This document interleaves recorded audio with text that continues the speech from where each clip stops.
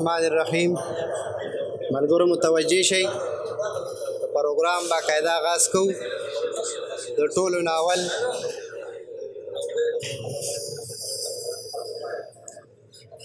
زه خپلو راغلو میلمنو ته هرکلی وایم. ډېره مننه، ستاسو ډېره شکریه. دا مونږ تاسو چې نن راغونډ شوي یو د نورالامین صابر صاحب کتاب یوه اوښکه د هغې د مخکتنې دستوره ده. د ټولو ناول زه غواړم چې مشرانو میلمنو او صدر محفل طرف ته ګام واخلم، هغوی راوغواړم. د هغوی نه مخکې زه نورالامین صابر صاحب له بلنه ورکوم چې هغه راشي او د دې میلمنو هرکلی وکړي. نورالامین صابر صاحب.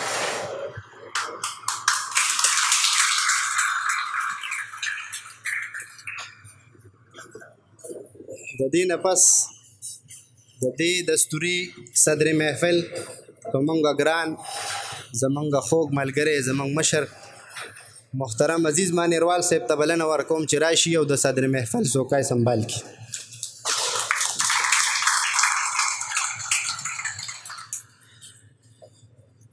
د دې نه پس مونږ سره یو بل ډېر محترم MPA صاحب سابق وزیر تعلیم زمونږ مشر سردار حسین بابک صاحب ته بلنه ورکوم چې راشي او د مشر میلمه په حیث باندې مونږ سره کینی. سردار حسین بابک صاحب.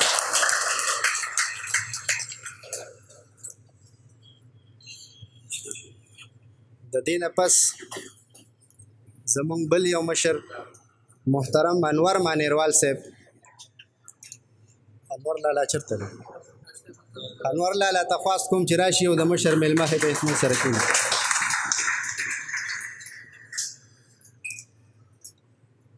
د دې نه پس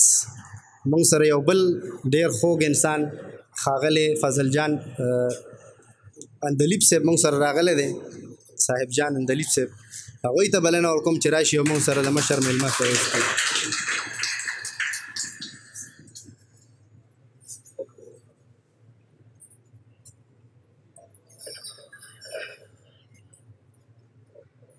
د دې نه پس زمونږ بل خوږ ملګری تصور مانیروال صاحب ته بلنه ورکوم چې راشي او د مشر میلمه څوکۍ سنبال کړي.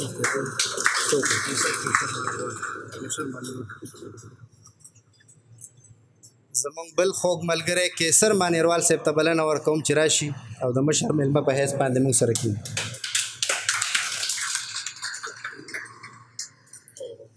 د پروګرام باقاعده آغاز دپاره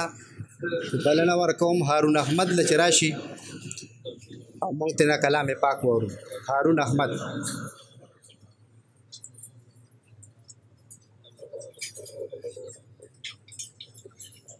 مرګري ټول متوجه شي، پروګرام باقاعده آغاز شوی دی.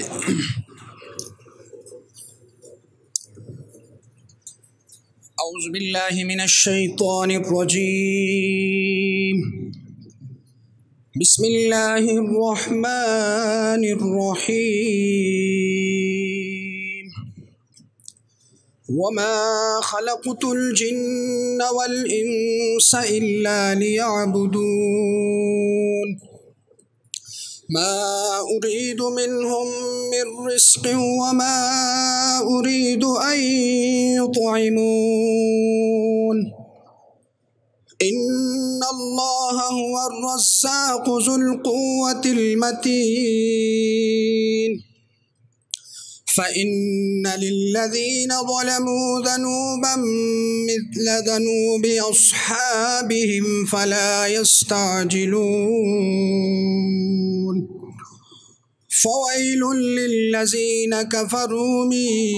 يومهم الذي يوعدون. صدق الله العظيم.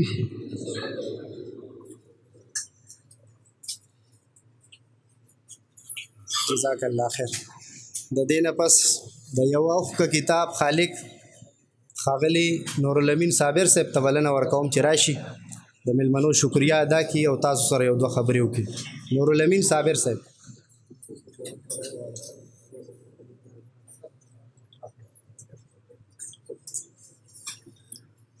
بسم الله الرحمن الرحیم. السلام علیکم. زما خوږو عزتمندو مشرانو کشرانو، زه ټولو ته د زړه د تله هرکلی وایم. په خیرالی درته وایم چې تاسو رالی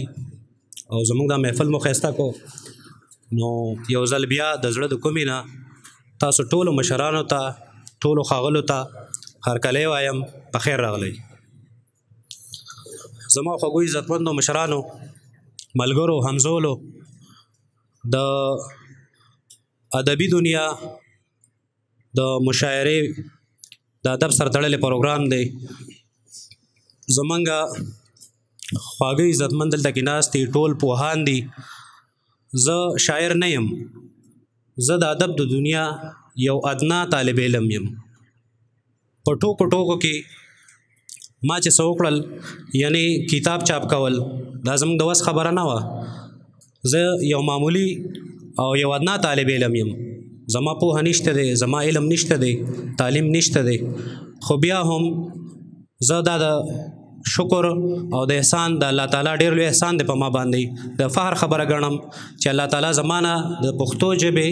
د خدمت کار واخیسته او نن زما کتاب یوه اوښکه ستاسو په وړاندې ده. نو زه ستاسو په مخ کې خپل کتاب وړاندې کوم د دې دپاره چې تاسو زما اصلاح وکړئ. تاسو ټول زما مشران یې چې تاسو زما اصلاح وکړئ. او دویمه خبره زموږ د دې ادب د پروګرام دا ده چې زموږ په کشرانو کې د تعلیم او تربیت احساس پیدا شي. زه ټولو مشرانو ته خصوصا زما د بار نه راغلي میلمنو ته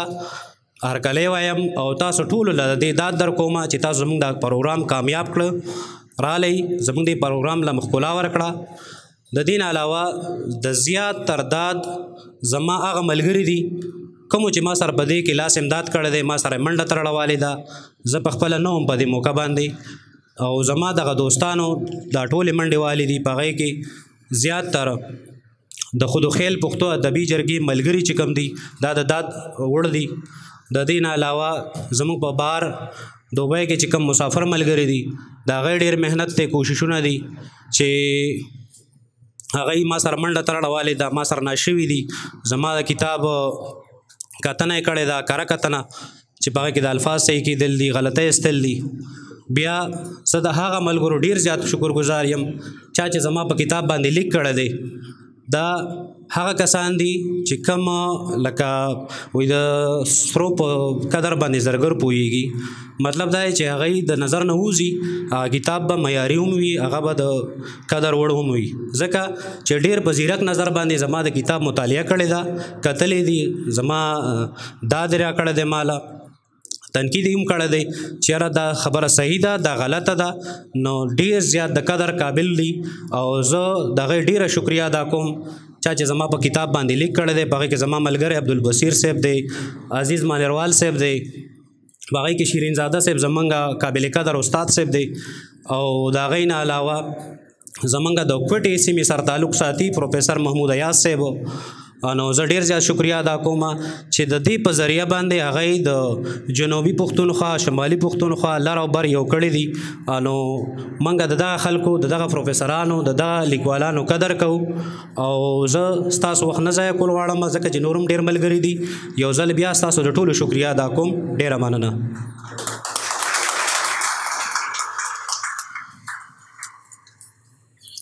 د پښتون د وطن په تپو مې سلام، په دې لوړو جوړو رغو مې سلام، چې دلته اوسیږي په هغو مې سلام، د خوشحال او رحمان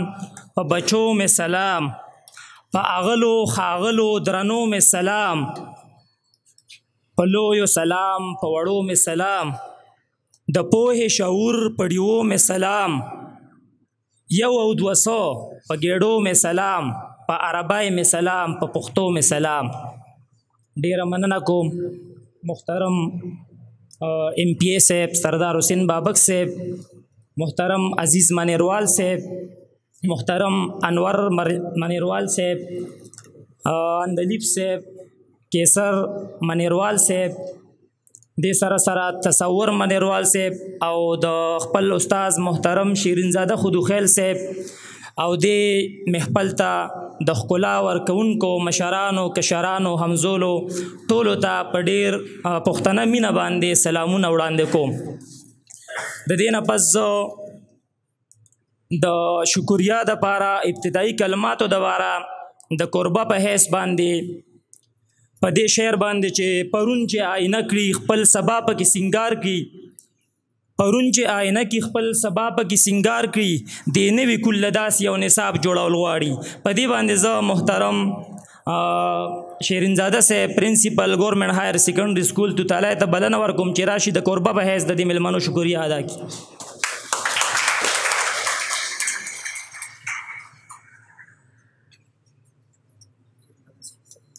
بسم الله الرحمن الرحیم. جناب سردار حسین بابک صاحب، عزیز مانیروال صاحب، شہید خان صاحب،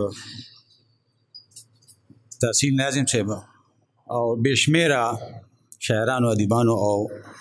د توتالی او د خود خیل ګرانو مشرانو، السلام علیکم.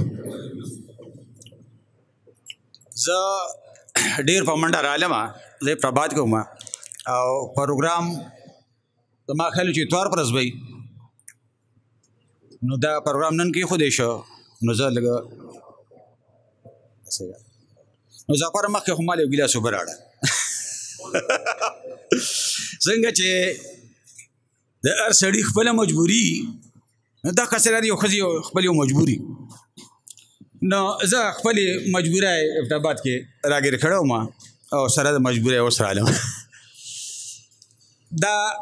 پروګرام چې دلته کېږي نه غالبا زما په خیال دا خود خیل کې ړومبی پروګرام دی، د ادبي او ادبي پروګرام او د کتاب د مخکتنې پروګرام، دا ړومبی پروګرام دی. مخکې موږ یو ځل مطابعه کړې خو خوند یې ونه کړو. دې سکول کې سردار صاحب زه 98 کې راغلی وم، 98 کې دا زموږ شاګردان دي او د شاعران ادیبان زیاتره زما شاګردان دي او مهرباني شي. هغه وخت کې به ما کوشش دا کوم چې دې ښاغلو ظلمو کې ماشومانو کې د قلم کتاب او د ادب مینه پیدا شي. ما سره اوس هغه فایل پروت دی چې دلته کې موږ سید محمود صاحب، محمود ایاز صاحب، شفق صاحب، نور داسې بېشمېره ادیبان شاعران وختن په وختن راوښتي یو او هغوی به دلته جنرال یو لیکچر کوو. میاشت دو پس کال کې بعضې وخت کې موږ پکې عام سیلاني سړی چې ومونږ ته دې کې راغی موږ به راوسته. یعنې زه صبح به تاته دا ووایم چې زموږ د کلي قاسم خان چې انپړه سړی دی او هغه شمالي کوریا ته تللی و او هلته کې لاس هم خوږ شو، نو ما ورته مې راشه یاره زموږ د سکول ته څه ووایه، نو هغه ما ته چې زه خو به د افتتاحي کلمات نه وم، ما یې مه وایه. د هغې یو خبره زما اوس هم یاده ده او داسې اوس هم ګوډ دی، هغه وي یرونو په دې خپل ملک کې پکوړې خرڅوئ خو د بار دغه نه ښه دی. دا دلته کې زما الحمدلله مخې ته تحصیل کونسل صاحب جناس دی، دا شاعران اکبر علي اکبر دی، نور تقریبا ټول زما شاګردان دي. هغه بوټي چې موږ دلته کې کوم وو هغې شاخ تراشي کړې وه، الحمدلله هغه اوس رازرغون شوي دي او د هغې میوې مخې ته راورانې دي. دا یو لوی اچیومنټ دی او زما دا خلک خوشحال خان بابا وایي چې زه چا لره وهم قدر چاز ده زه چا لره وهم قدر چاز ده پور اوسې زه دا تورې کلمونه، خو نه موږ بغیر څه د لالچ نه، بغیر څه د تمې نه، بغیر څه د شاړولي ستاینې نه، داد نه، موږ خپل دلته کې چې کوم فرض و هغه موږ یا فرض ګڼلی دي. زه د ادب استازو ما کوشش کړی دی چې دلته کې موږ د خود خیل په دې بنجر ځمکه ادب نال کو او الحمدلله زما په خیال و خود خیل کې زما د شاګردانو کم از کم اته کتاب ورسره راغلي دي او اوس هم ډېر ښکلي ښکلي شاعران شته. د خود خیل پښتو ادبي بنیاد غالبا موږ 2007 کې ایښی او ګورنمنټ های سکول ورشتو کې موږ ته دې بنیاد ایښی او زموږ مقصد هم صرف دا و چې کوم شاعران دي باندې دا موږ یو پلیټفارم باندې جمع کو او تدای د کلام موږ اصلاح وکړو. عزیز منوال سے پروګرام کې ناستو موږ څه چلو کو چې خپل هدف پورې موږ کوشش وکړو. تدای د کلام اصلاح موږ خپل سره موږ نه کېده هغه وکړه. دې ته موږ د ادبي جرګو کې ناستو تنقید خپل هدف پورې لار سم کړه او الحمدلله زه خو اگر چې اوس هغې ذمهوارۍ را باندې رسي رسته شوی یم خو هغه کاروان جاري دی او ډېر ښه کتابونه رامله انشاءالله تعالی را به هم شي نور به هم راځي. دا صرف سهار دی دا صرف ابتدا ده. نو دلته کې راغلي میلمانو ته بحیثیت قربا زه یو ځل بیا هرکلی وایم او زه د خپلو شاګردانو باندې ډېر فخر کوم چې ډېر کله فنکشن کې خود ما ته وایي کوم ځای ته راشو ما ورته مطالعه سکول ته راځئ. د دې سکول دروازې چې دی هر علم دوسته سړي باندې پرانستې دي هلته کې هرکلی دي انشاءالله تعالی موږ به تاسو دلته کې نه مایوسه کوو. زه یو ځل بیا ستاسو پر راتګ ډېره مننه کوم او تاسو ته انشاءالله زه تاسو دا وایم چې تاسو به مایوسه کېږئ نه. زموږ نوی کول چې دی دا اگر چې موږ دا وایو چې دا ډېر غیر ذمهدار خلک دی غافله دی او نه پوهېږي دا ډېر پوه خلک دی دا ډېر جینیس دی او انشاءالله تعالی د خودخیل پښتو ادبي جرګې او د خودخیل زلمي بچی دی د پاکستان نوم روښانه ساتي. وما علینا الا البلاغ. ډېره مننه.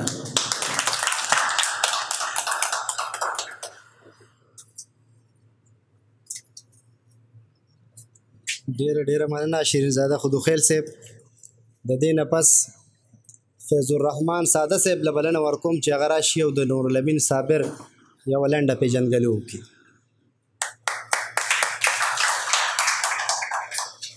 السلام علیکم.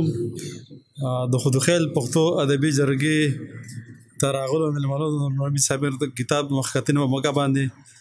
راغلو میلمنو تاسو ټولو ته هرکلی دی او قربانو تاسو ته هم هرکلی دی. په خیر راغلی. زه خو دې کتاب باندې چې ما کوم لیکل کړي وم هغه لیکل به ووایم چې نورالامین صابر کومه پیژندګلو ما کړې وه. د وړوکوالي کیسه ده د دومره وخت چې موږ بس ایله په لیک لوس پوه شوي وو په خپله مورنۍ ژبه کې به مو څه شعر نیم جوړولی شو او د کتابونو او کاغذونو د لوستلو شوق مو په دې درجه کې و چې په لار کوڅه کې یا د دیوالونو په سړو کې به مو که چېرته څه کاغذ مونده نو د لوستو شوق به مو پوره کوله. زه یو ورځ له بانډې نه کلي طرف ته راروان وم چې په لاره کې مې یو کاغذ ومونده. ومې لوسته دا د صابر صاحب لیکلې شوې غزلې وې. د صاحب شاه صابر صاحب یا د صابر شاه صابر صاحب نه بلکې د نورالامین صابر چې د هغوی له جیب نه غورځېدلې وې. ډېر خوشحاله شوم چې زما نه 2-3 کاله کشر خو زما ملګری نورالامین صابر صاحب شعر هم لیکلی شي. زما نه د شرمېدلو په وجه د هغه پن زما نه پټ و خو لال په ایرو کې نه پټېږي. نن د هغه له جیب نه پریوتي کاغذ د هغه د شاعرۍ راز په ما ښکاره کړی و. له دې نه پس به مو باقاعده د یو بل نه نوي لیکلی شوي شعرونه اورېدل. د یوې لارې لاروي وو نو په دې وجه مو ملګرتیا نوره هم پخه شوه چې زما د غیږ نه یعنې زما د غیږه زما د کتاب نوم دی د هغې نه واخله د صابر صاحب د کتاب یوه اوښکه ته راورسېده. انشاءالله چې جاري به وي. نورالامین صابر صاحب چې تاسو ټولې پیژنئ تقریبا نورالامین صابر صاحب په 18 د مارچ 1984 عیسوی کې په توتالی خودخیل کې مرسلین کاکا کره زیږېدلی دی. په کوم یوسفزی دی او د توتالی مداخل د یوې زمیندارې کورنۍ نه دی. نو د ډاګی ملګري به هم دلته کې ناست د هغوی دپاره دا وایم چې نورالامین صابر صاحب د ډاګی لالخیل بچی هم دی. نو او د 10 جماعت یې د ګورنمنټ هایر سیکنډري سکول توتالی نه پاس کړی دی خو چې شونډه یې شنه شوې ده نو د زمیندارۍ د کړاوونو نه د دوبۍ مزدورو پسې پره شوی دی او لکه د خپل تخلص په شان ښه په صبر او نرتوب خپل مور او پلار رونو خویندو او بچو له حلاله روزي ګټي او سره سره د خپلې مورنۍ ژبې مالی او جاني خدمت ته ملا تړلی ولاړ دی. د پاک امارات پښتو ادبي ټولنې لخوا دا ټولنه په دوبۍ کې ده د پاک امارات پښتو ادبي ټولنې لخوا په چاپ شوو تذکیرو جونګړه کې جرګه ستوري توري کې مالی مرسته او غزلې شامل دي او د خودخیل پښتو ادبي جرګې باقاعده غړی دی صابر صاحب په خپلو 5 ورونو کې 2 نمبر دی ماشاءالله تاسو ولیده دنګ لړ غنم رنګې غټې سرې سترګې دنګه پوزه د عربو د شیخانو په شان پټه ګیره او په ښو اخلاقو مزین چې زما د ویلو نه تاسو مطلب ولیده او په کتاب کې هم ښه مخصوصولی شئ نو د دې نه پس بیا زه د راغلو میلمنو او د استاد لرې محفل ډېره مننه کوم او ډېره مهرباني مننه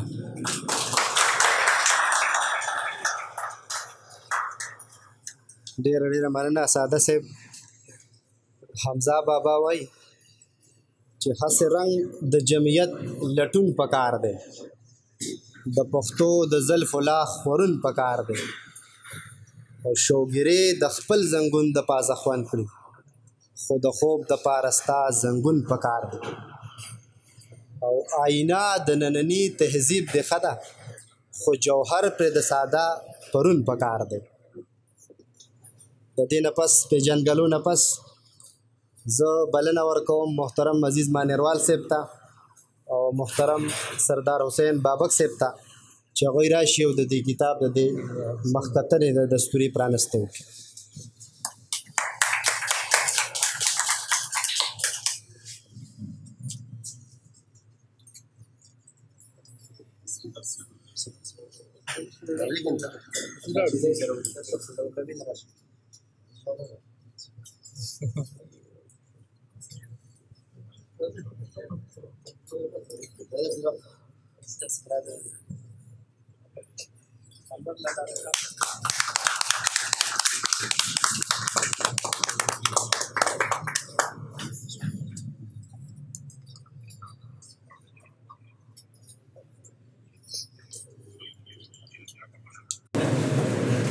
صاحب مانیروال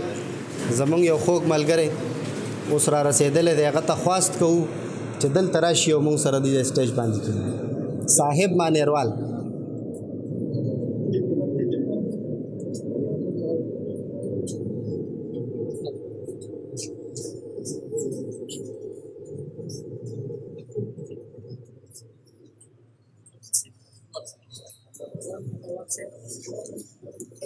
د کتاب دستورې د پرانستې نه پس زه په دې شعرونو باندې چې سپینو کړلو تور کلی دا زمونږ کور کلی سوچ شو چې غلی دی دا د ټنګ ټکور کلی د دې شعرونو خالق نو انور مانیروال صاحب ته بلنه ورکوم چې راشي په کتاب باندې یو څو خبرې وکړي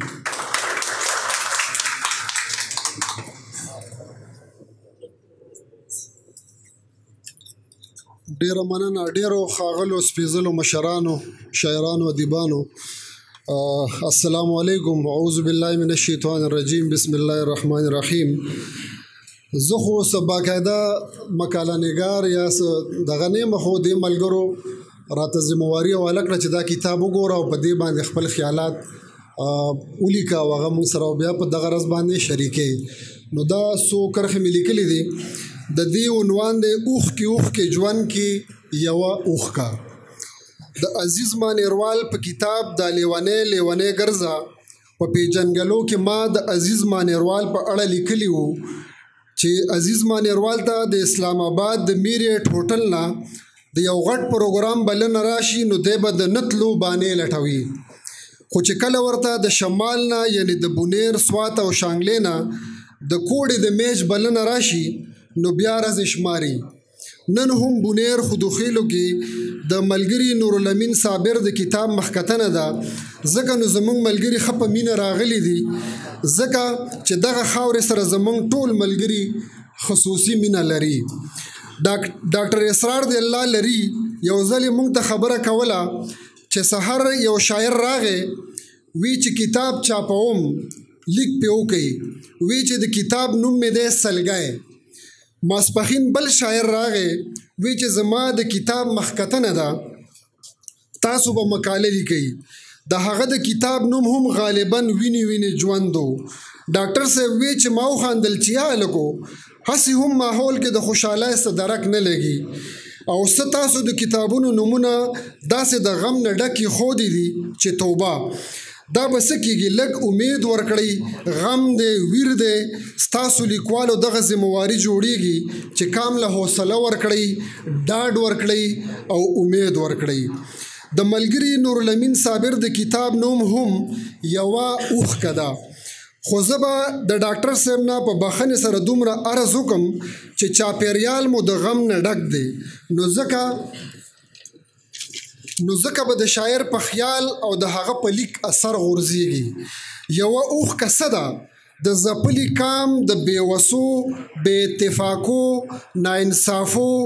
د جهل د تیارو د مظلومانو د سلګو اوښکه ده یوه اوښکه د دښمن د چالاکیو او ناوړه دسیسو نه راوتلي پلانونو ریز مریز کړو جوماتونو حجرو بازارونو سکولونو او پوهنتونونو اوښکه ده تاریخ مو د جنگونو او وینو او لمبو نه ډک پک دی ځکه نو زموږ شاعر ادیب به نور څه لیکي چې هره ورځ د تنکو ماشومانو په وینو لمبېدلي عکسونه وینو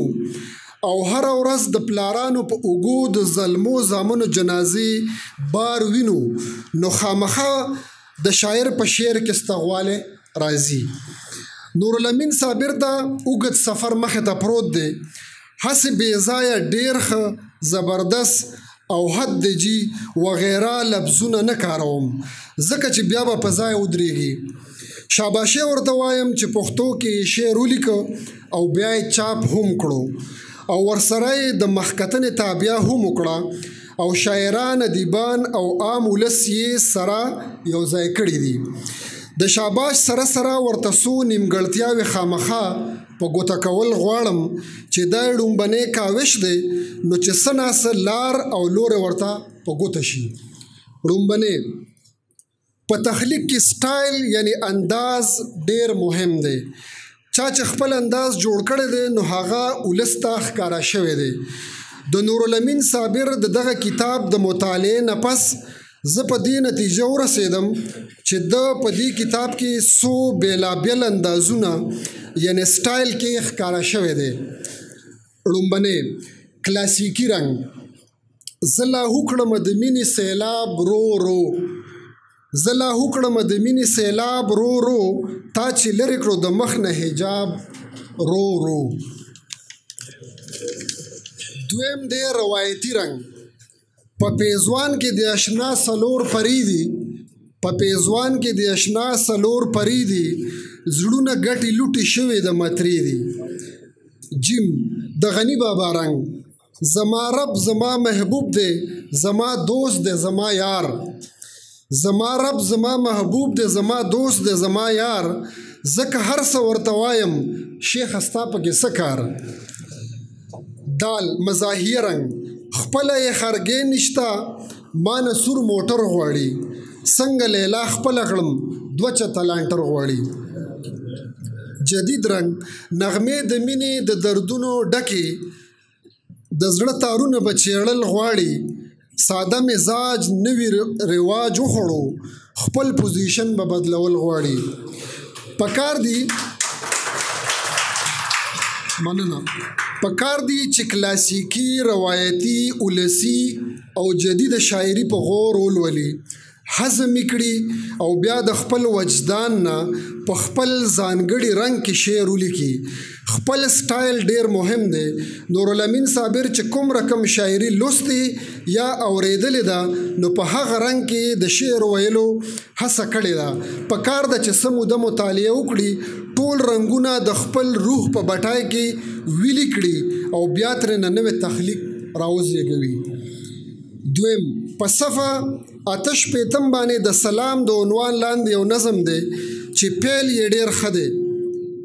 ړومبنو سلور شعرونو کې کامی نظر په نظر راځي یعنی پګړو ته مې سلام دی پښتنو ته مې سلام دی پښتو ته مې سلام دی ظلمو ته مې سلام دی او ناڅاپه پنځم شعر کې وایي چې ضرورت دی بس پیسو ته مې سلام دی او دغسې ورپسې پنځه شپږ شعرونه بیل بیل موضوعات لري دا د نظم موضوع یوه پکار ده راتلونکي کې به فکر کوي. دریم په دې کتاب کې چرته یې په مقطع کې نور الامین صابر او چرته صابر کارولې دی او په دغه کشمکش کې ترنه ځای په ځای وزن هم وران شوی دی. زما مشوره دا ده چې د خپل نوم وروستی برخه امین یا تش خپل تخلص صابر کاروي نو ستونزه به حل شي.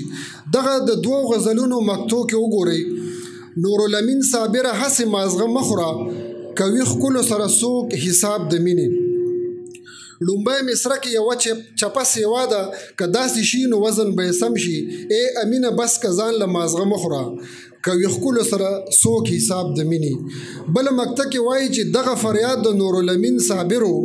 که نه لوخړه د چیلم راغله. لومبای مصره دوه چپې زیاته ده که داسې شي نو سمه به شي چې دغه فریادو د امین خلکه که نه لوخړه د چیلم راغله. څلورم رئیس باچا د پښتو سندرغاړي یوه سندره ویلې وه چې آګے پیچھے جاؤ او ګل زلف دې لهراؤ. او ملګري صابر هم د رئیس باچا د دغه روایت د مخکې بوتلو هڅه کړې ده. په صفحه 9 باندې لیکي یو ځل ووایه په ځان به وګڼه جانان بیا خیر د که مرګ راشي خیجي صابه مې آسان اشنا رحم کی بارش هم پې کبي برساو. نو زما په خیال دغه تجربه نه ده پکار. پښتو غني ژبه ده د نورو ژبو ته اړتیا نه لري. پنځم د غزل یو مطلب ده چې نه د صحت نه د دولت راکه د دنیا غم د امانت راکه. بل شعر ده چې کارونده د وفا وکړم بې وفا شي د غنم په ځای مې کیت کی وي جوندر ناس. د کیت په ځای موږ سره تورې شته چې هغه دې پټې نو بیا د کیت لګولو ستوک نه جوړیږي. کله چې موږ سره خپل تورې نه وي نو بیا اجازت دی چې د بلې ژبې نه تورې مستعار واخلو.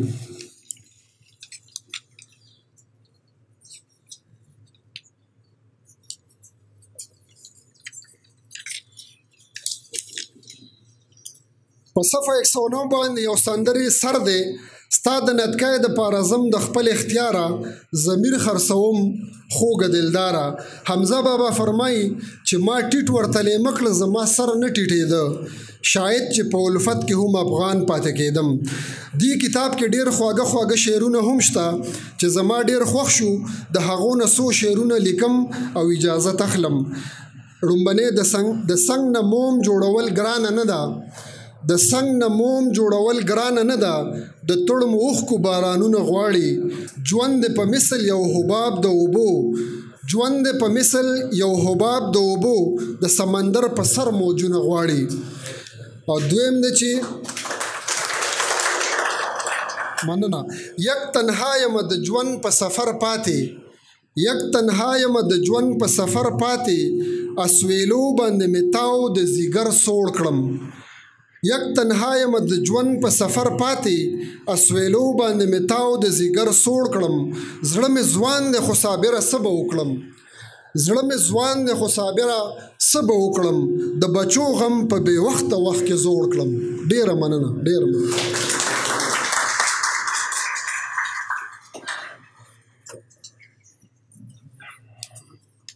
د انور منیروال صاحب د ګټورو خبرو نه بعد زه په دې شعر باندې چې ته چې آینه کې ځان ته وګورې ستا غوندې یو شی به تا ته وګوري. په دې زه ظاهر صاحب ته بلنه ورکوم چې راشي او یو څو خبرې وکړي.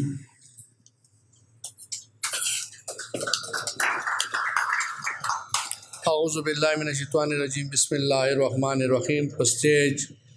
ډېر محترم ملمانو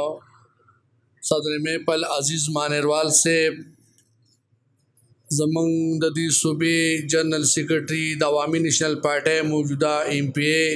سابقہ وزیر تعلیم سردار حسین بابک سے انور مانیروال سے کیسر مانیروال سے تصور مانیروال سے اندلیب سے او زما د علاقه خدا خیل د ګډ نا ټول کولو راغلي عزتمندو مشرانو او د دې اسکول پرنسپل سے محترم شیرین زادہ خدا خیل صاحب کشرانو مشرانو موږ تاسو ډیر مشکور یو چې زمونږ په یو معمولی وینا باندې تاسو دومره په ګڼ تعداد کې راغلی نو موږ سره الفاظ نشته ستاسو شکریا ادا کو اجازت تنا په دې شعر علما چې غرونه پکې شنه په شینکي ځکه مزیدار ښکاري غرونه پکې شنه په شینکي ځکه مزیدار ښکاري چرته چې سپرلی دي خو د خیلو ته راغلي دي والسلام. ډېره مننه ظاهر لالا. د دې نه پس عبدالبصیر بصیر صاحب ته بلنه ورکوم چې راشي او په کتاب باندې یو څو خبرې وکړي. عبدالبصیر بصیر.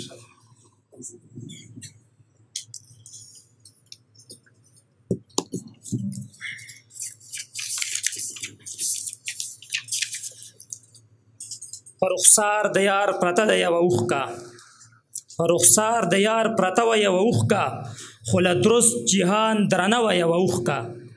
چې مضمون پې د کاتب واړه تمام شي د کتاب هغه جمله وه یوه اوښکه ټول رازونه د صابر پکې راټولو د ژوندونې خلاصه وه یوه اوښکه. د ټولو نه مخکې زه نورالامین صابر صاحب ته کتاب یوه اوښکه باندې مبارکي ورکوم او مننه کوم چې په دې کتاب باندې د لیک دپاره ماته وویل او په دروند نظر راته وکتل. زه هغه لیک خلاصه تاسو ته پیش کوم چې ما په کوم لیک کړی دی چې هسې خو شاعري یوه فطري عطیه ده چې الله تعالی یې چاله ورکړي خو د خودوخیل سیمه کې یو خوا د شنو شنو غرونو دنګو دنګو نخترونو د پټو په پولو دنګو دنګو چنارونو په ښایستونو مالامال ده نو بل خوا یو اوږد تاریخي پس منظر هم لري که یو وخت کې سکندر اعظم په دې سیمه کې تیر شوی دی نو بل خوا بابر هم په دې سیمه چپاونه وهلي دي که یو خوا سید احمد شهید د سیکانو خلاف راوچت شوی دی نو خپل پړاو یې د دې علاقې د پینټار نومې کلی مرکز جوړ کړی دی نو بل خوا که انګریز راغلی دی نو هغوی هم دې سیمې ته سترګې خړې کړي دي چې د هغې په نتیجه کې د دې ځای پښتانه راوچت شوي دي او په 1833 کې د امبېلې په مقام یو خونړی جنګ وشو چې د دې سیمې خلکو انګریزانو له داسې شکست ورکړو چې انګریزان یې د دې سیمې نه توبهګار کړل. دغه او د دې نه خو د دې سیمې بچی خبر دی چې په 2009 کې په دې سیمه باندې کم حالات راغلي دي او کم حالات پیش شوي دي د هغې نه د دې سیمې شاعران متاثره شوي دي. په دغه شاعرانو کې یو نوم د نورالامین صابر هم دی څوک چې دا مهال په دوبۍ کې د ژوند شپې سبا کوي. د صابر صاحب د پیژنګلو په باب کې خو څه نشم ویلی خو د شاعرۍ په باب کې په یو څو پاڼې تورې کړم کومه چې په یوه اوښکه کې راټوله کړې ده. د اوښکو خو ډېر قسمونه دي د غم اوښکې د خوشحالۍ اوښکې د مکر اوښکې د یتیم اوښکې د مظلوم اوښکې د عاشق اوښکې او د معشوقي اوښکې. خو صابر صاحب چې کوم اوښکې یادوي دا د دې نه لږې بدلې د بېوسۍ اوښکې دي. که موږ د صابر صاحب دې شعر ته بځیر شو نو خبره به نوره هم په ډاګه شي. هم د یار د مینې کند ورسره ملو د زکم نه هم ترخه وه یوه اوښکه. د صابر صاحب شاعري ما ولوستله نو قسمه قسم موضوعات یې په خپله شاعرۍ کې راټول کړي دي او د شاعرۍ په ګڼو اصنافو یې د خپل کلم زور ښودلی دی لکه نظم غزل چاربیته سندره کتا او ځینې غزل یې داسې دي چې د رباعي رنګ پکې ښکاري. د صابر صاحب د شاعرۍ موضوعات خو ډېر خواره واره دي خو چې په مجموعي توګه شاعري د کومو موضوعاتو نه چاپېره چورلي نو هغه د صابر صاحب د دې شعر نه په ډاګه شي. یو تاو د هجر ډېرو بل نیستی زرې زرې کړم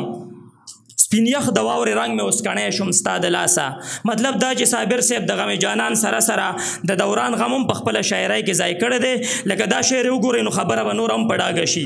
زړه مې ځوان دی خو صابره څه به وکړم زړه مې ځوان دی خو صابره څه به وکړم د بچو غم به بې وخته وخت کې زوړ کړم. د صابر صاحب په دې شعر باندې ماته د خوشحال خټک یو شعر رایاد شو کوم چې د هغه ړومبی غزل دی چې د 21 کالو په عمر کې لیکلی دی. خوشحال خټک وایي چې زما عمر په حساب تر 20 زیات دی د اشغم به مې په لږ کاله کې زوړ کا. داسې ښکاري چې صابر صاحب د غټو غټو شاعرانو ښه مطالعه کړې ده ځکه چې په شاعرۍ کې داسې شعرونه په نظر راځي چې دا دې څرګندېږي چې د دغې شاعرانو د اثر لاندې لیکلي دي. لکه دا یو څو شعرونه د نورو شاعرانو شعرونو سره موازنه کوم. نورالامین صابر صاحب وایي چې یا وطن به د تور جبو نه ټول پاک کړم ګنې خپله به خنجر په سینه چاک کړم. خوشحال خټک وایي یا به سر د خپل اورمیک په وینو رنګ کړم یا به ښکل کړم دغه ستا شونډې شکرې. نورالامین صابر صاحب وایي چې مړاوې سترګې چې شي پورته په ادا کې باڼه غشي کړي په زړونو وارخخېږي. کاظم خان شیدا وایي چې ستا چشمان ستا چشمان چې په ادا سره بالا شي تور باڼه د ګویا غشي په هوا شي. نورالامین صابر صاحب وایي چې زه به چا چاته سجده کوم تنها یم زه به چا چاته سجده کوم تنها یم صرف تا پېژنم سر ستا په ثنا یم. سیف الرحمن سلیم صاحب وایي چې د وړو وړو خدایانو د بنده کړم لویه خدایه زه به چا چاته سجده کړم. مننه. نورالامین صابر صاحب وایي چې نورالامین به بیا پس له مرګه څه کارسوی بیا په قبر وهي سان دی. فضل اکبر خادم صاحب وایي چې ژوندی هم تاسو ویشته هم په کاڼو اوس مې سله ښکلوئ د قبر کاڼي. نورالامین صابر صاحب وایي دیدن که په بدل د سر د یارو ما قبول کړو منصور غوندې په دار باندې خطو نه رستو نه شوم. کامګار خټک وایي چې که دیدن د یار په سر مومې کامګاره ملغلره په ګودرې ګرانه نه ده. نورالامین صابر صاحب وایي چې په مسکا باندې به هر یو سړی خپل کړي پردي خپل شي په تندو چې ګونجون نه شي. عبدالحمید مومن وایي چې په هغه لکه مچان خلک بڼېږي چې په خوله کې غړوي نباته ژبه. نورالامین صابر صاحب وایي ساده مزاج نوی رواج وخوړو خپل پوزیشن اوس بدلول غواړي. پروفیسر رحمت الله درس صاحب وایي چې نوی نسل دی او نوې زمانه ده نوې لارې غواړي په پښتو کې. د دې شعرونو نه علاوه د صابر صاحب په کتاب کې یو شمېر داسې شعرونه دي چې هغه د نورو شاعرانو د اثر لاندې په داسې نوې ساده روان او عام فهمه انداز کې لیکلي دي چې لوستونکي ورته ګوته په خوله پاتې شي. په ځینو ځایونو کې خو دومره مخکې تللی دی چې د عبدالقادر خټک غوندې د اعلی پایې شاعر یا هم د عبدالقادر خټک غوندې د اغلا پایې شاعر سره هم ډغره وهلې ده. لکه عبدالقادر خټک صاحب دا شعر ویلی چې دا غزل په پښتو ژبه چې بیان عبدالقادر کړو دروغجن یم که بې خانه وایي بل یو پښتون سي. دا شعر د عبدالقادر خټک د هغې غزل مقطع ده کوم چې د خوشحال خټک د غزل کاپیه بدله کړې وه. خوشحال خټک د غزل مطلب په دې ډول ده لکه زه په یار مین یم بل به نه وي مین هسې لکه زه پسې غمجن یم بل به نه وي غمجن هسې. د عبدالقادر خټک د غزل مطلب په دې ډول ده لکه زه په یار مفتون یم بل به نه وي مفتون هسې لکه زه پسې محزون یم بل به نه وي محزون هسې. د عبدالقادر خټک نه علاوه دغه دور نورو څو شاعرانو هم په دې غزل ته بازمایي کړې ده چې په هغې کې صدر خان خټک محمدي صاحبزاده معزالله مومن د یادونې وړ دي. د دې کلاسیکي شاعرانو نه علاوه زموږ شاعر نورالامین صابر صاحب هم 400 کاله وروستو د عبدالقادر خټک جواب په دې ډول کړی دی. په پښتو کې ټک درکړه خټک عبدالقادره چې صابر غوندې پیدا شه پښتنو کې پښتون هسې. که څه هم دا شعر د شاعرانه تغلی په رنګ کې لړلې شوی ښکاري خو بیا هم د نورالامین صابر غونده ځوانومره شاعر دپاره دومره ښه شعر لیکل د ستاینې وړ دی. بل د صابر صاحب شاعرۍ ته چې موږ په تنقیدي نظر کې وګورو نو که په فني او حیاتي لحاظ وزن بهر ځای په ځای کافي کمی به شی محسوسوو خو په تخیلي او فکري لحاظ صابر صاحب ډېر ژور خیالات په اسانه پیرایه کې په داسې انداز کې بیان کړي دي چې د متلونو او محاورو د استعمال په وجه رحمان بابا ته دومره ورته دی چې سړی وایي چې ګنې د رحمان بابا شعر دی. او دا دعوه صابر صاحب خپل هم کوي لکه چې وایي ته چې خاک حیران د چا بیان ته ګورې دا صابر د یوسفزو دی رحمان نه دی. دې سره سره په معاشره باندې هم جوور نظر ساتي که چېرته یې په چا کې څه خامي لیدلې ده نو هغه یې په خلاص مټ بیان کړې ده. که څه هم دا یره ساتي چې حق خبره کوونکی به دار کېږي لکه چې وایي حقیقت چاته ونه وایي صابره ګنې خوله به دې په دویمه رس کنډال وي. خو بیا هم دغه دارې قبول کړی دی او په چل کې په دغه قسمه خلکو ټکونه کړي دي. لکه څوک هزار برانه نشي مسلمان نومې نظم دا یو بند مثال په توګه راخلم. یادوم رب 15 وخته مانځه کې خیراتونه ورکوم په روژه کې څه ګناه د کمیشن ته ملاویږي 2 کسه کې ګیر که ملانجه کې نیمه درست تګړم پولیس سره پټان یم 100 هزار برانه نشي مسلمان یم. لنډه دا چې د صابر صاحب شاعري د ژبې اسلوب او لهجې په لحاظ رحمان بابا ته د تشبیهات او استعاراتو په لحاظ حمید مومن ته زیات نزدېکت لري. په سندرو او چاربیدو نظمونو کې موږ ته د اولسي شاعر په حیث څرګندېږي. هسې په غزل نظم رباعي او کیته کې هم د خپل کلم زور ښودلی دی خو په سندرو کې چې کم کمال کړی دی او کم عزت او خوږوالی پکې پروت دی نو د ستاینې وړ دی. الله دې وکړي چې د صابر صاحب دا مجموعه د لوستونکي زړونو ته پرېوځي. صابر صاحب ته ډېر ژوند غواړم چې د پښتو ادب دپاره یو ځلنده ستوری وګرځي. خپله خبره صابر صاحب په دې شعر راغونډوم ټول رازونه د صابر پکې راټولو د ژوندونې خلاصه وه یو ښکا. ډېره مننه. ډېره مننه. د دې نه پس موږ سره زموږ یو بل میلمه راغی، زموږ ډېر قدرمن سید شمشیر باچا ته خواست کوو چې راشي او دلته موږ سره کښېني.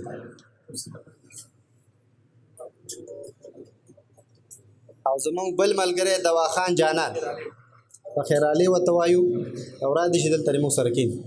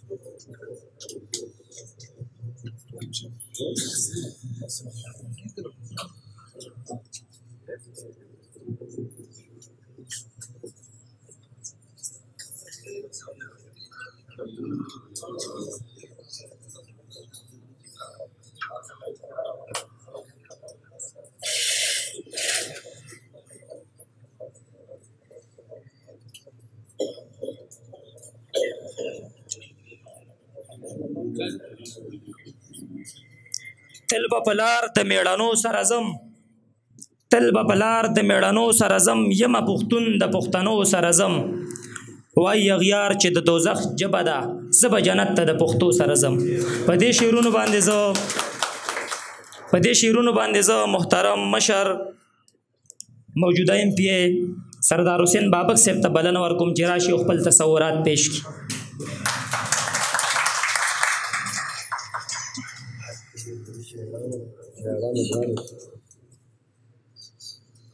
بسم الله الرحمن الرحیم. دې پروګرام صدر صاحب او راغلو ټولو ملمنو شاعرانو صاحبانو، د دې سکول پرنسپل صاحب باچا جی او دلته ناست د ټولو سیاسي ګوندونو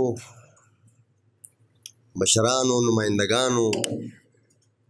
او بیا ډېره د خوشحالۍ خبره ده چې ډېرو ظلمو شاعرانو زما دپاره خو خدای شته چې دا ډېره زیاته د خوشحالۍ خبره ده. او زه ګورم ظاهر کله ناکله رابطه کوي، خو زه چې تا د دوی مجلس له دوی ویلي نو چې دوی په ټلیفون خبره وکړه زه رالم، خو زه ډېر زیات خوشحاله شوم چې په خودخیل کې ماشاءالله ډېر ښه شاعران دي. او بیا ما ته چې ظاهر ټلیفون وکړو چې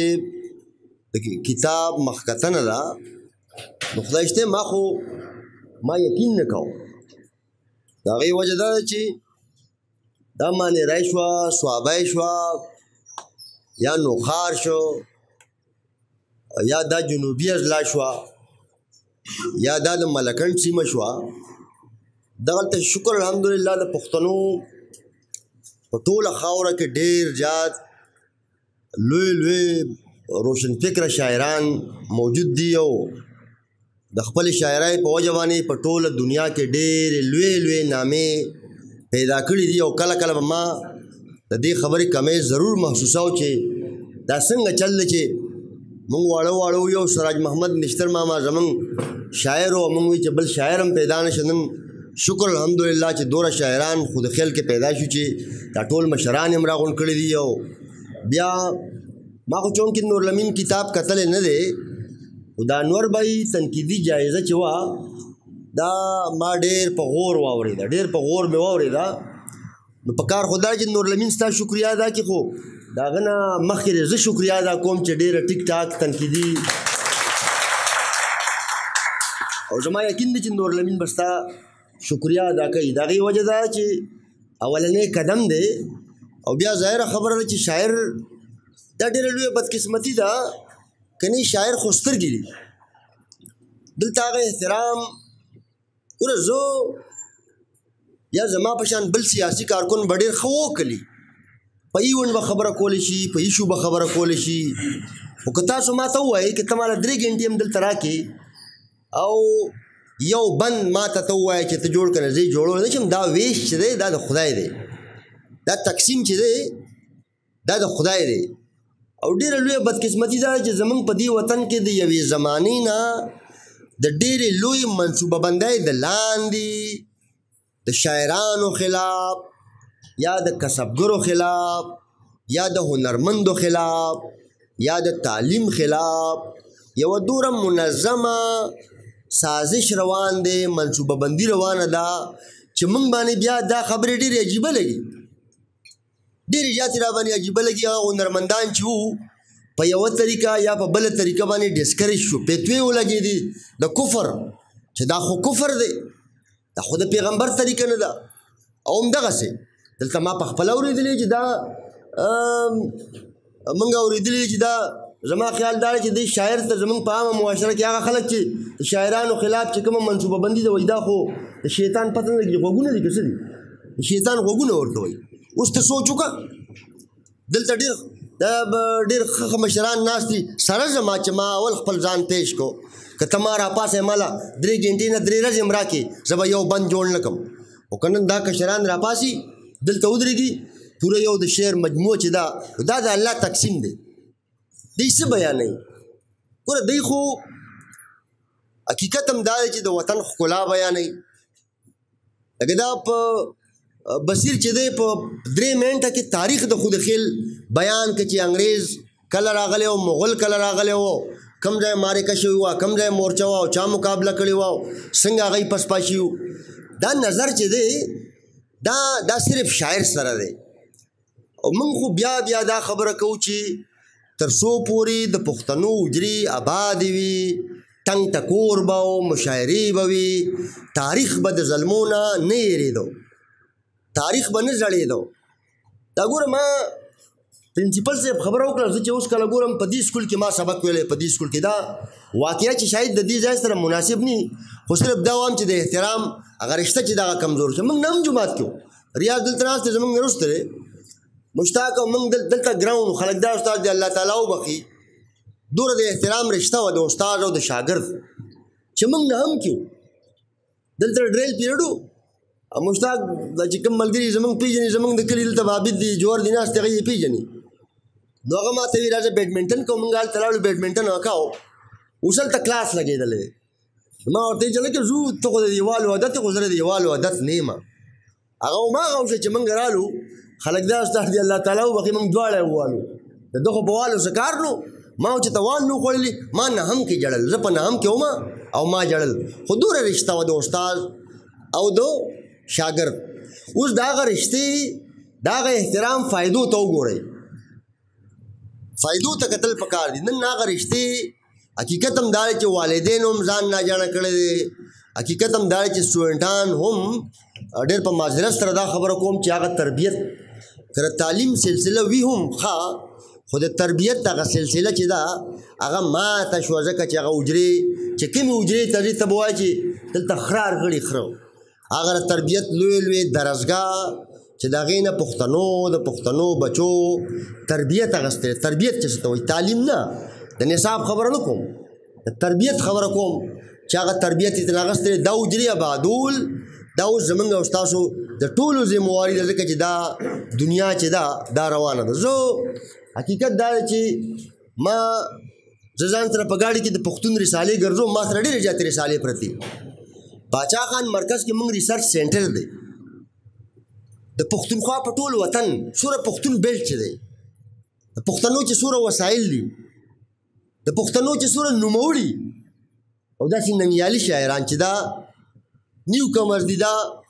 اوس را روانېږي. بالکل موږ آفر کوو انشاءالله، ټوله صوبه کې موږ آفر کړی دی، موږ کتابونه هم چاپ کوو. ما ته پته نه وه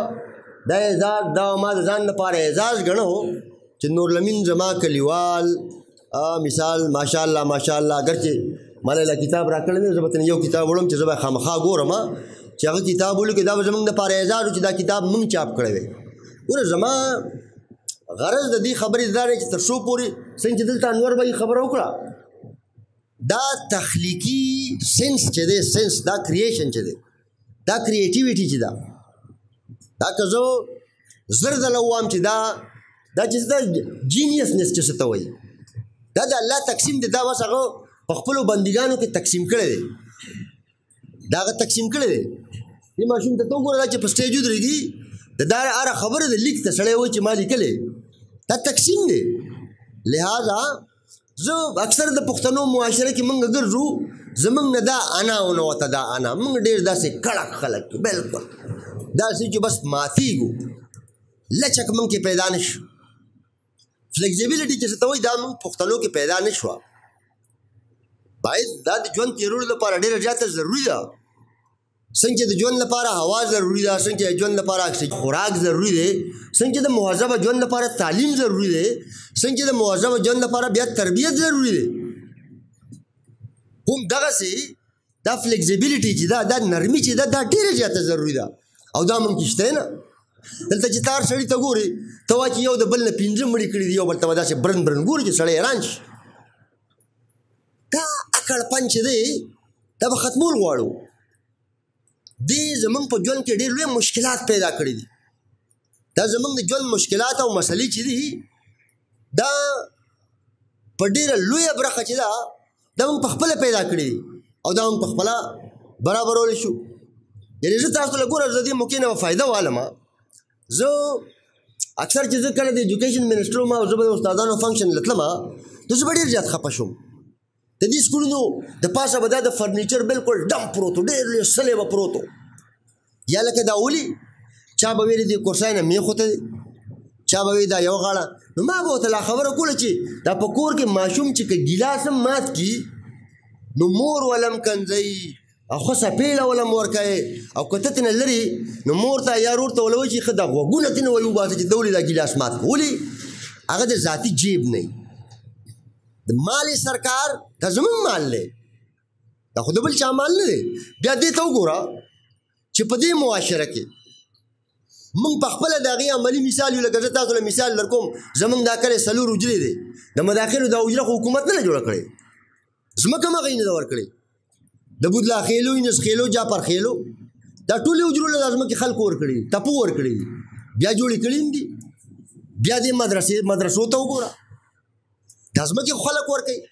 چندې هم خلک ورکوي، دا بیلونو دپاره یا عامو اخراجاتو دپاره هغه پیسې هم خلک ورکوي، عوام ورکوي، موږ او تاسو ورکوو، ولس ورکوي. بیا جوماتونو ته وګوره زموږ په دې کلي کې به څومره جوماتونه وي، په دې کې یو جومات سرکار نه یې جوړ کړی، یو جومات. دا 3 ادارې د پښتنو معاشره کې داسې دي چې دا خلکو جوړې کړي دي او دا خلک ساتي. دا کومه اداره کې چې موږ تاسو نن ناست شو خبرې کوو د دې ادارې ټول بلډینګ هم حکومت جوړ کړی، د دې بجلی بل هم حکومت ورکوي. دا چونه ده که دا چاک دی که دا بورډ دی که دا رجسټر دی که ستا ډیلی کنزیومیبل چې ورته پرنسپل صاحب دي په عامه ژبه کې وایي د دې ټول اخراجات چې دي دا حکومت ورکوي. د استادانو تنخواګانې هم حکومت ورکوي. خو که ته تپوس وکړې نو خدای شته چې پښتانو بیا سلام لم نه راځي، سلام له اخر زکات خو په دې کلي کې څوک وباسي که نه، یوازې د دې سکول خبره نه کوم، صدقه خو به ورکوي که نه. نو دا غذای دی، دا غذای که څوک یې مني یا که څوک یې نه مني چې د دې سکول نه دا ستاسو پړوان دی چې ستاسو دا کشر ولاړ دی دا د دې سکول پیداوار دی او داسې په سوونو پیداوار دی چې هغه دا خبره زه ډېر په اعزاز کوم. زه د ځان لپاره ډېر فخر ګڼم چې موږ د امریکې سټیټ ډپارټمنټ هم لاړ شو، ما نه تپوس کوي تا سبق کم ځای ویلی دی. زه دا نه وم، زه دروغ نه وم چې زه ورته وم چې ما په ایچیسن کې ویلی دی، زه دا هم نه وم چې زه ورته وم چې ما په اکسفورډ کې ویلی دی. زه ورته دا وم چې ما د خپل کلي په هغه سکول کې سبق ویلی. دا اوس هم چې زه راتلم چې کله زه منسټر وم دا کړکۍ دروازې چې ټوټل د دې نوې بلډینګ ماتې وي ما له پروپوزل راغی چې دا بلډینګ به ماته وماینه سوال هم نه پیدا کېږي، دا بلډینګ به نه ماتو. په هغه ځای کې ماته یاد شي دا کانفیډنس چې دی، دا اعتماد چې دی، دا بولډنس چې دی، دا حقیقت دا دی چې دا هم په دې ادارو کې دی که دې سرکاري ادارو ته هر څوک سوره سپک وګوري د دې د درناوي پته هله لګي چې انسان بیا د دې ادارو نه وځي او پریکټیکل لایف ته لاړ شي. دا زه په خپله د هغې مثال یم انشاءالله او دا مثال چې دی دا به قایم ساتو که خیر. ګوره زه چونکې ما ظاهره خبره ده نن ډېر زیات تخلیقي ماحول دی، تخلیقي. زه به دې ټولو شاعرانو ته خواست کوم چې په هره حجره کې مشاعره وکړي، په هره حجره کې. دا تاسو وګورئ زموږ په ژوند کې زه د مذهبي انتها پسندۍ نه په ژوند کې تاسو وګورئ په ژوند کې موږ ایکسټریمیست شو حالانکه مذهب زما اعتدال وایي د پیغمبر ټول ژوند چې دی هغه اعتدال دی موږ یا ایکسټریملی په هغه باټم یو بالکل په پیک او یا بالکل په لاندې برخه یو موږ اعتدال کې ژوند نه کوو دا ظلمي دي ورته تاسو نه خبره پټوم نه ما دا عمر عیاض ناست دی ما 2 میاشتې د هارمونیم د چل زده کولو کوشش کوم بیا پکې ناغه رااله ما ته کور والا وایي چې دا لا کومه خبره ده ما دا بالا خولو کې چې دا هارمونیم زده کوم انشاءالله دا فن دی دا عمر عیاض دا بل ریکویسټ کوم دا لا څه خبره ده دا ژوند دی ژوند انشاءالله کې خیر دی بیا ډېر په تفصیل باندې په دې باندې به خبره چې خو موږ عادت نه یو دې څیزونو ته اوس که سردار حسین بابک هم چې ته هارمونیم ته کېناست راشي بیا دا تماشه وګوري چې څومره پراپیګنډې به کېږي خو که تپوس د چا نه کوي چې نقصان یې څه دی بیا به ورسره جواز ني بیا به ورسره جواب ني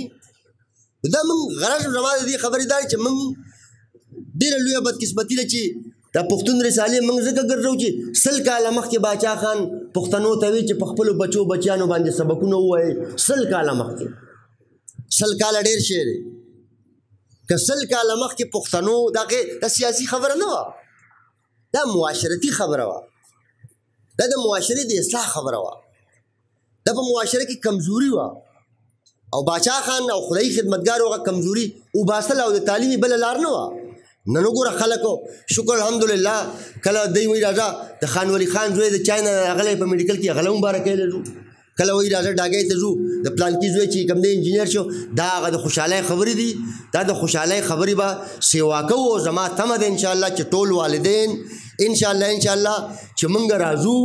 په کلي کې ګرځو چې ملګري راته وایي چې بس دغه پلانکي زوی نن انجینر شو راځه چې هغه له مبارکۍ له ورشو چې راځه د پلانکي زوی وکیل شي چې راځه هغه له مبارکۍ له ورشو چې پلانکي زوی استاد شي راځه چې هغه له دا ماحول به انشاءالله کې خیر جوړو زه اکثر زه په دې پولنګ امیر سهیل ناست دی چې ډاګۍ ته لاړم نو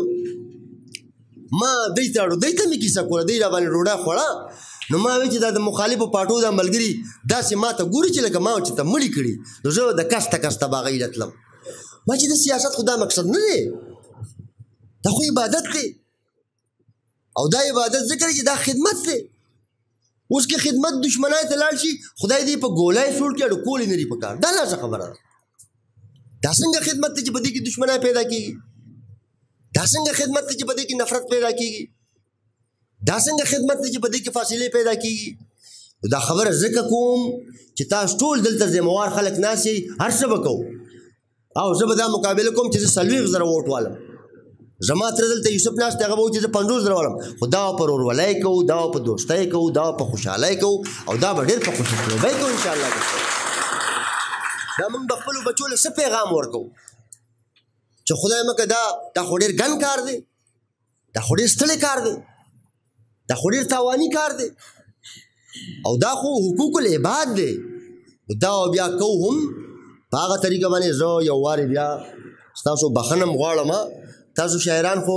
بټوین د لاین چلیږي موږ سیاسي کارکنانو ته لږ معذرت ځکه کوئ خو ډېر زیات خوشحاله په دې هم یم او عزیز بای ته نور بای ته او ټولو ملګرو ته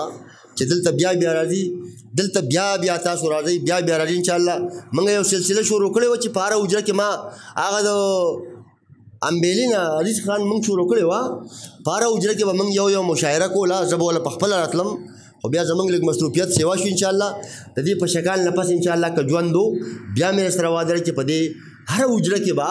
انشاءالله مشاعرې کوو دا پکې نه چې دا نیشنل پارټي ده او دا پیپل پارټي ده او دا پی ټي آی پارټي ده او دا جمعیت پارټي ده دا موږ ټول یو پښتانه یو دا موږ ټول یو ورونه انشاءالله کې ډېر زیات خوشحاله شوم ډېر زیات مبارک شه او مرسلین ماما ته ډېر زیات مبارک چې دا داسې وشوه داسې مالا د افغانستان د هغه دغه نه چا د پستې یو بوټی راوړی د پستې نو ما په پېښور کې په کور کې لګولی دی نو ما ته وایي چې دا د کوټې وغه زموږ ملګری ډېر تخلیقي شاعر ملګری دی نو هغه ما ته وایي چې دا مې تاله ډېر په سود راوړی د پستې دا ډکې نو زه چې هر سهار پاسم او ګاډي کې کینم نه هغه ډکي له خوا لازم چې کله به دې پسته کوي هغه سړی راته یادېږي نو انشاءالله الله تعالی ستا په کور کې هغه د پستې ډکې چې دی دا زرغون کړی دی او خدای پاک دې ته ډېر نیک او صالح لوی کړي او خدای پاک دې ول عمر ورکړي او زما به دا تمه انشاءالله چې دا زما د کلي ټول ځوانان چې دي دا د دې نورلمین او د دې نورو ملګرو تقلید وکړي او دغسې تخلیقي کارونه چې دي دا شروع کړي. ستاسو د ټولو ډېره زیاته مهرباني او ډېره زیاته مننه او زه په ډېر معذرت سره چې زما د بنیر دوا نه ده کړې چې فرې فاټا الیکشن دی که ستاسو اجازت وي نو زه به درنه لاړ شم نورلمین ته که اجازت وي او که اجازت وي نو ډېر په معذرت سره ډېره زیاته مهرباني او ډېره زیاته شکر.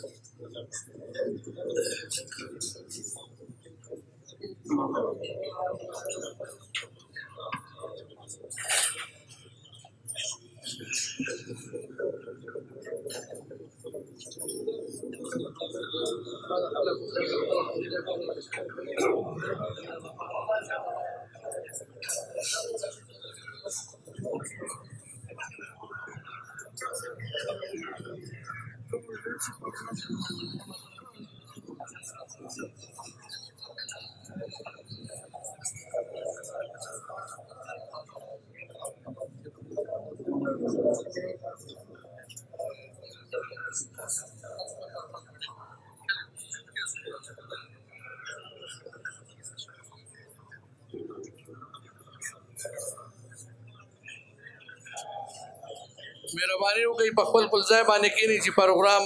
دغه دې پسې یو میلمه پاتې بیا به چې دی نو مشاعره شروع کېږي.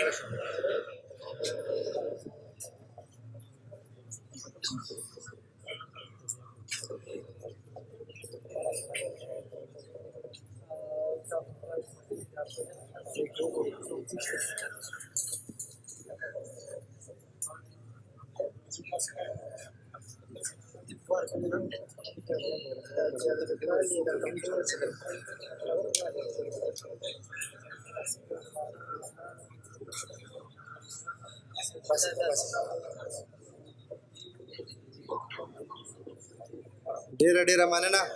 پروګرام جاری ساتو. موږ سره اخیری زموږ صدر محفل پاتې دی هغوی به یو څو خبرې کوي د هغې نه پس به انشاءالله ازاده مشاعره کوو. نو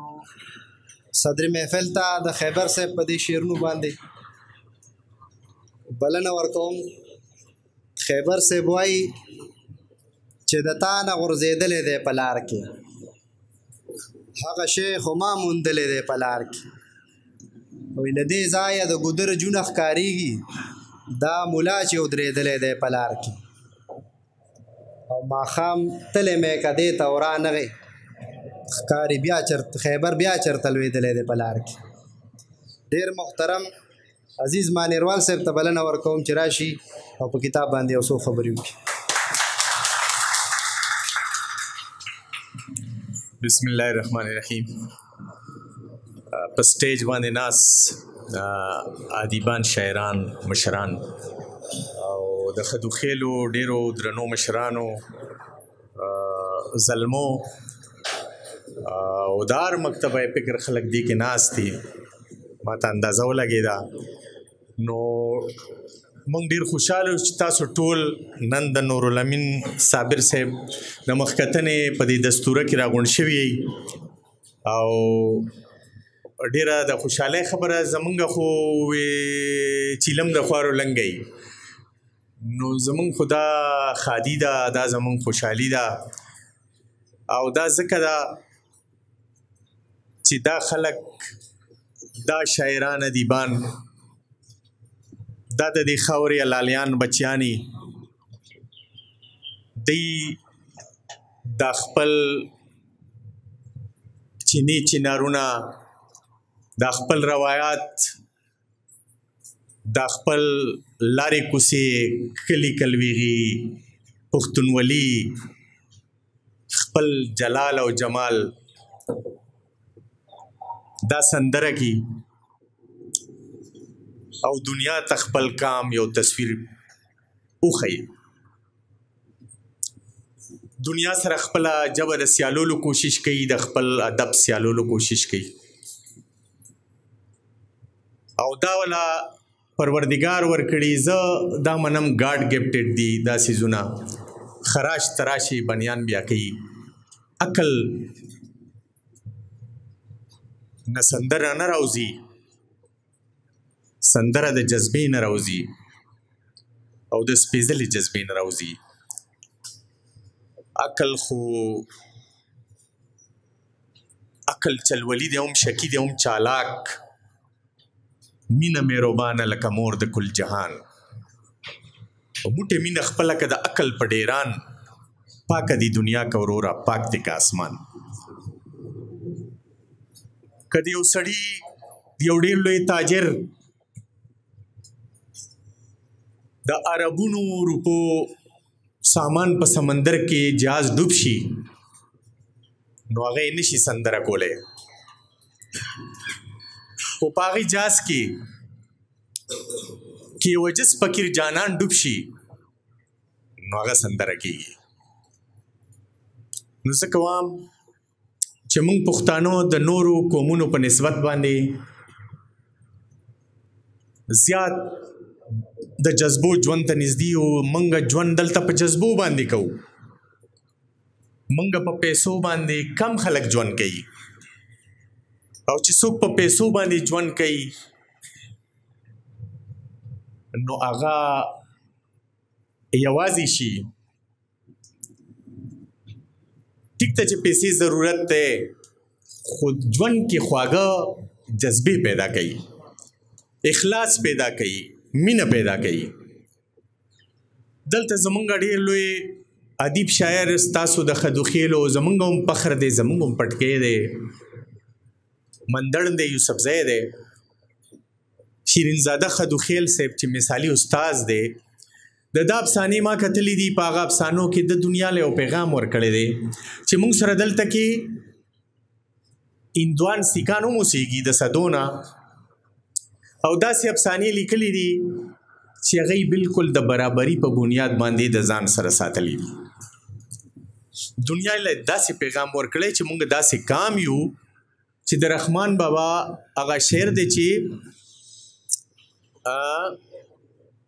واړه د خپل ځان په نظر بوله که دانای عبدالرحمانه جهان ټول عبدالرحمان دی نو زما رونو ستاسو ډیره مننه ډیره شکریا چې تاسو نن راغونډ شوي په دې کتاب ما هم لیکل کړي دي او ما پې داسې لیکل کړي دي ما ورته په تنقیدي نظر نه دي کتلی چې څوک دلته ټپه لیکلی شي دا ډېر لوی کار کوي دلته خو که چاته ته اوس وایي زه مشرانو ته زه وایم چې ته ټپه وکړه نو ای وایي د دې ګناه دی مونږ یو داسې دغه سره مخ شوي یو که څوک باجه غږي عمر ایاز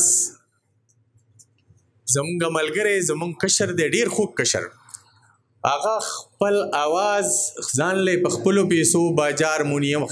اخیستری خپل رباب یې اخیستری تاسو ته وایي راشي زمونږ حجرو کې دا خپل ملګري ورته وایي نو هغه په خلکو بد ګڼي موږ یې داسې کړي یو چې په خادو کې موږ خپل موسیقي نشو کولی داسې یو بیانیه ده پته نه لګي چې د چا ده زمونږ په کلچر باندې ګزارونه کوي موسیقي خو د عربیانو هم شته د نورو قامونو هم شته نو چې دا موسیقۍ ته تاسو نه پرېږدئ او دا هر چا سره دا سپېړه موبایل په جیب کې پروتي نو دا لکان خو په بلستان کې د یورپ هغه موسیقي به ګوري نو موږ به د هغه موسیقو او د هغه کلچر مقابله په خپله موسیقۍ په خپل کلچر په خپلو روایاتو په خپل جمهوریت او په خپل انسان دوستی ملمه دوستی په هغې باندې وکړو زه نورالامین صابر صاحب ته د زړه د کومې نه د زړه د ډډ نه مبارکي ورکوم د هغه رور ته د هغه پلار ته ټولو وروڼو ته او د خدوخیل پښتو ادبي جرګې ټولو غړو ته ډېر ښه شاعران دلته پیدا شوي دي او ځکه پیدا شوي دي چې ستاسو دا علاقه ډېره زیاته رنګینه ده ډېره زیاته ښایسته ده ډېره په کلچر باندې پښتون کلچر باندې مړه ده دلته بلا څنګه چې دی بصیر صاحب بلا ډېرې غورځې پرځې شوي دي دا ټوله شاعري د هغه نه راوتلې ده د دغه رنګینو نه راوتلې ده، د دغه غرزو پرزو نه، د دغه تاریخ نه راوتلې ده. نو دا دنیا ته ښودل دي نورالامین صاحب خپله وظیفه ښه په ایماندارۍ ترسره کړې ده. په شاعرۍ کې ویرایټي ده، مزاحمتي شاعري هم کړې ده او د ژوند شاعري هم کړې ده، د رومان شاعري هم کړې ده، د خپلو روایاتو نه ډکه شاعري هم کړې ده، طبقاتي شاعري هم کړې ده. زه نورالامین صابر له په دې کتاب باندې داد ورکوم او را روان وخت کې دا امید لرم چې کومې کمۍ انور مانیروال صاحب په ګوته کړي وی چې څنګه دی هغه شعر چې په دنیا کې هم هغه ګړی یاران د خوشحال بابا شعر دی داسې څوک د خامي په ګوته کې هغه خپل یاران ګڼه. خوشحال بابا یو بل شعر هم دی چې کیناسته د خوشحال سره وې کړی دا د غره خټک په واړه شاعرانو زما رونو موږ په تاسو باندې مین یو او دا الله پاک مین کړي یو او زه خو که سوات ته ځم نو هم په دې لاره باندې ځم او زما شاعري چې دا که تاسو وکتله نو ټوله مې ستاسو د دې لارو ګودرو نه د دې غرونو نه د دې ابشارونو نه د دې چینو نه د دې پشکڼ نه د دې غوړاسکي نه د دې بګڼو نه د دې ګوراج نه د دې نه راپټه کړې ده. دا شاعري ما ستاسو د دې کلچر نه راپټه کړې ده. نو الله پاک دې ستاسو د اجرې ستاسو د شاعران آباد او ودان لري او موږ خو نور څه نشو کولی. خلک خو ټپیزي لیکي خو زه وایم چې ټپیزي لیکل نه دي پکار. شاعرانو ادیبانو ته په خصوصي توګه وایم چې زمونږ ټپې مروانه وي. زمونږ په دوو مصرو کې بلا مضموني یو ټپه وکې په هغې پس منظر او پیش منظر باندې یو کتاب لیکل کېږي نو دی لومبۍ مصره هغه راوالي او بیا په آخري مصره پې کټو لګوي نور ورسره خپلې انکلوډ کړي خپلې ورسره یو ځای کړي. داسې مه کوئ ټپې لیکئ. ما ټپې لیکلي ستاسو په کلچر درته دوه درې ټپې وم ما دې بهیر کې شاملې کړي دي. ما خپل کتاب کې نه دی لیکلي چې په خدوخیلو کې خیرات دی خلک رامات دی د کټو بوی راځي نه. او بله ټپه چې د قاسم خیلو نه ترهله دا د عمر یاس ته ډالی د قاسم خیلو نه ترهله په دغه لار چرته کوډله جوړوم. او بله ټپه داسې ده چې د غورغشتو نه تر ډانډاره په لاره لاره کې پلی ګل شوي دي نه. او بله ټپه داسې ده چې د جالوټۍ د پل د لاندې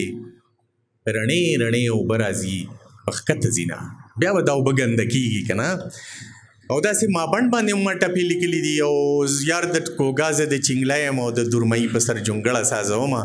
خو دا ما ځان پسې نه دي لیکلي. دا د ټپو بهیر کې مې شامل کړي. که څوک ټپه لیکي نو دغسې دې لیکي او دې بهیر کې دې شاملوي راتلونکو نسلونو ته. دا به زموږ د طرف نه یو ډاله وي. زه یو ځلې بیا د نورالامین صاحب او